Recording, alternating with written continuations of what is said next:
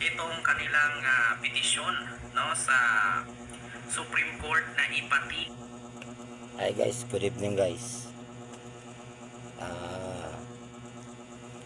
Meron lang akong reaction dito kay kay itong bakla na vlogger. Ang pangalan nito si Ken Garcia. Alam mo itong baklang to, hindi ko malaman nito kung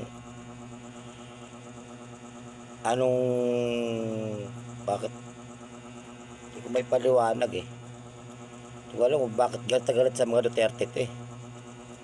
Siguro addict din siguro to. Bangag siguro tong bakla na to. Siguro umihigop to ng pulburon o kay Shabu.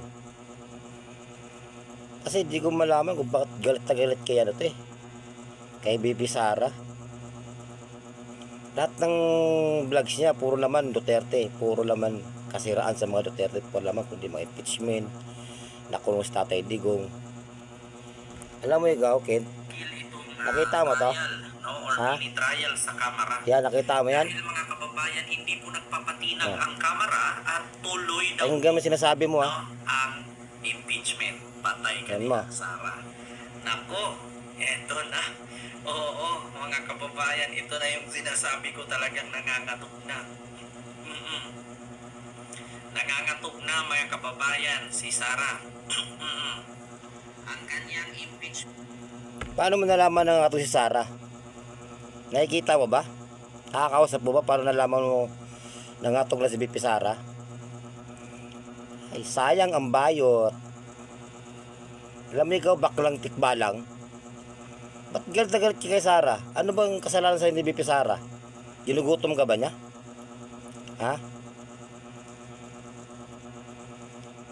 Tapos idadamay mo pa yung mga OFW na sumusuporta sa'yo. Hindi ko malaman kung bakit ganun ka mag-react sa mga Duterte. Siguro addict ka, bangag ka siguro. Kaya takot ka sa mga Duterte, no?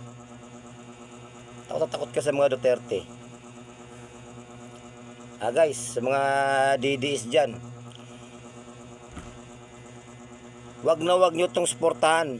Wag nyo panoorin ang video nito. Paparami lang ng video, paparami ng likes to eh. Subscribe. Yan, paparami lang yan. Yan, itong Ken Garcia na itong baklang tikbalang na to. Wag nyo suportahan to. Wag nyo i-like, wag nyo i-subscribe to. Wag nyo, kasi naghahanap buhay sa YouTube. Alam mo ikaw, Ken Garcia, ang masasabi ko lang sa'yo,